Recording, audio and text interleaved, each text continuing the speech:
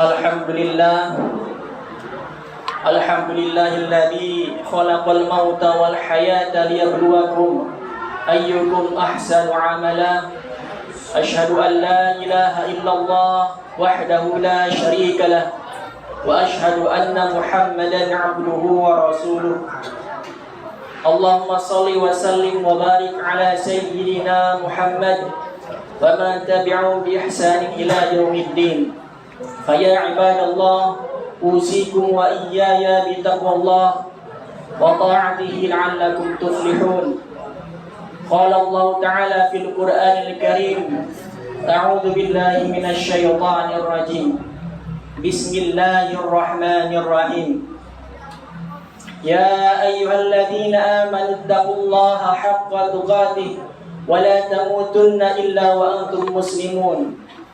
Wa qala fi ayatin ukhra, innallaha wa malaikatahu yusalluna 'alan nabi ya ayyuhalladzina amanu sallu 'alaihi wa sallimu taslima. Ma'asyiral muslimin, jamaah salat Jumat yang dimuliakan Allah.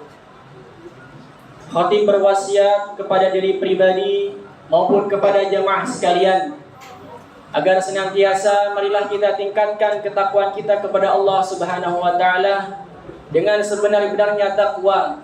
Takwa dalam arti dengan melaksanakan seluruh perintah Allah dan menjauhi apa yang dilarangnya.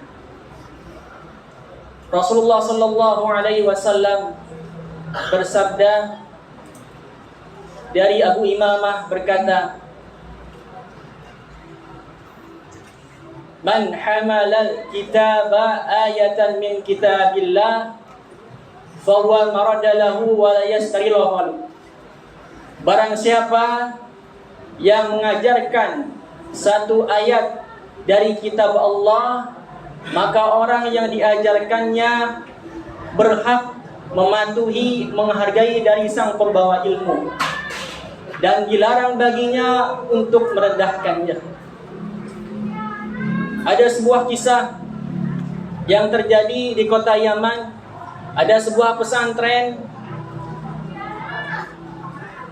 yang dimana pesantren itu melahirkan puluhan ribu ulama yang disebarkan ke seluruh penjuru dunia. Suatu ketika ada siswa yang pintar atau santri yang pintar di pesantren tersebut.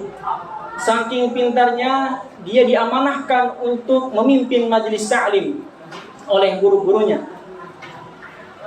Saking pintarnya, siswa ini tersohor keluar pesantren. Akan tetapi syaitan mengelabuhinya. Dia merasa lebih alim, lebih pintar daripada gurunya. Sehingga suatu ketika dia berani memanggil gurunya dengan namanya saja, tanpa disertai dengan gelar kehormatan seperti Habib atau Ustadz dan lain-lain. Sehingga gurunya yang bernama Habib Abdullah bin Umar Asy-Syatiri hanya bisa bersabar dan berdiam diri. Sehingga ketika Habib Abdullah bin Umar Asy-Syatiri memulai majelis ta'limnya, kemudian bertanya di manakah siswa santri yang pintar itu yang biasa duduk di depan. Lalu teman-temannya menjawab, sesungguhnya dia telah berdakwah di tempat lain, wahai guru. Mengapa dia tidak meminta izin kepadaku ketika hendak berdakwah di daerah lain? Lalu sang teman hanya berdiam diri. Sang Habib berkata, Habib Abdullah bin Umar Asy-Syatiri, baiklah, silahkan dia berdakwah di tempat lain, akan tetapi ilmunya tetap di sini, tidak bisa dibawa olehnya. Sampai suatu ketika siswa yang pintar ini diamanahkan, dipercaya oleh masyarakat di luar pesantren untuk mengisi khutbah. Ketika berkhutbah, dia mengajak untuk bertakwa kepada Allah, kemudian mengajak untuk bersalawat kepada Rasulullah. Ketika membacakan satu ayat dari kitab Allah dan hendak ingin menjelaskannya, tiba-tiba ilmunya hilang begitu saja. Maka benar apa yang dikatakan oleh gurunya Habib Abdullah bin Umar Asy-Syatiri, silahkan dia dakwah keluar tanpa seizinku, tetapi ilmunya tetap di pesantren, tidak di bawah olehnya.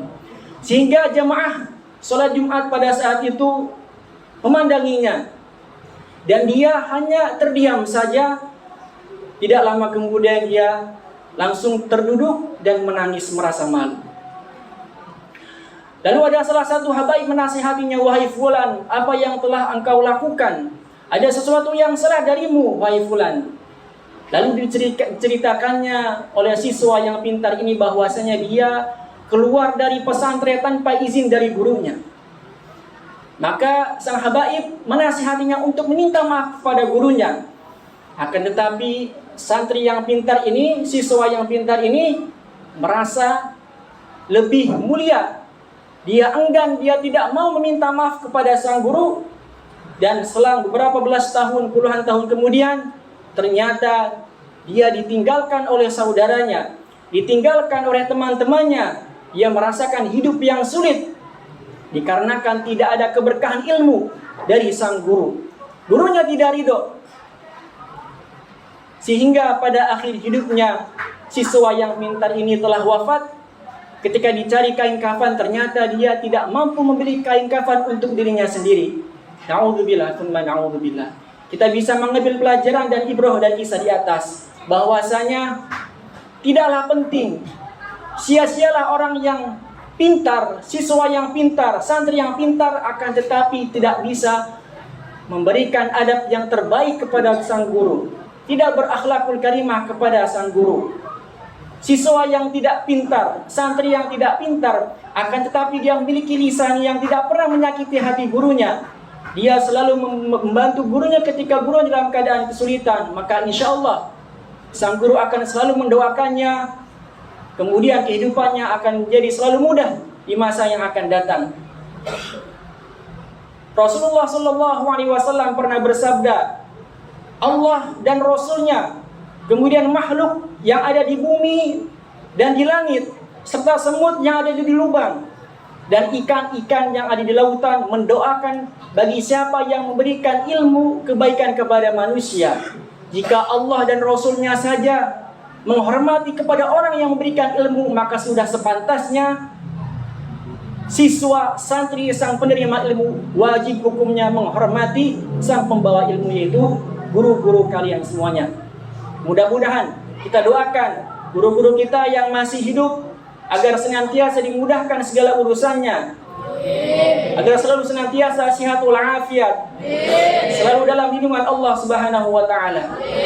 Kita doakan guru-guru kita yang telah wafat mendahului kita, agar Allah mengampuni segala dosa-dosanya, diterima amal ibadahnya, diterima iman Islamnya, dan ilmu yang telah diajarkan kepada kita, kemudian kita mengajarkan kepada yang lain sehingga menjadi ilmu yang bermanfaat, sehingga menjadi bekal kita di akhirat kelak. Amin ya rabbal alamin.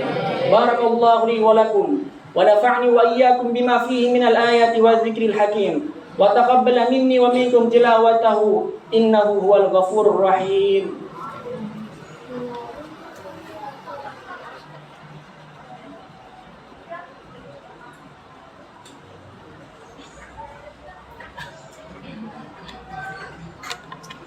Alhamdulillah, alhamdulillahilladzi ja'alna minal muslimin wa razaqana minat thayyibat. Asyhadu an la ilaha illallah wahdahu la syarika lah wa asyhadu anna Muhammadan abduhu wa rasuluh. Allahumma shalli wa sallim wa barik ala sayyidina Muhammad wa man tabi'ahum bi ihsanin ila yaumiddin. Fa ya ibadallah, usikum wa iyaya bi taqwallah wa ta'atihi la'allakum tuflihun. Ya ayyuhalladzina amanu taqullaha haqqa tuqatih wa la tamutunna illa wa antum muslimun. Wa qala fi ayatin ukhra, innallaha wa malaikatahu yusalluna 'alan nabi. Ya ayyuhalladzina amanu sallu 'alaihi wa sallimu taslima. Allahumma shalli 'ala sayyidina Muhammad wa 'ala ali sayyidina Muhammad wa 'an kulli sahabati ajmain walhamdulillahi rabbil alamin. Allahumma ighfir للمسلمين والمسلمات والمؤمنين والمؤمنات الأحياء منهم والأموات إنك سميع قريب مجيب الدعوات يا قاضي الحاجات. ربنا ظلمنا أنفسنا وإن لم تغفر لنا وترحمنا لنكونن من الخاسرين. ربنا آتنا في الدنيا حسنة وفي الآخرة حسنة وقنا عذاب النار. عباد الله إن الله يأمر بالعدل والإحسان وإيتاء ذي القربى وينهى عن الفحشاء والمنكر والبغي يعظكم لعلكم تذكرون. فاذكروا الله العظيم يذكركم واشكروه على نعمه يزدكم ولذكر الله أكبر. أقيموا الصلاة.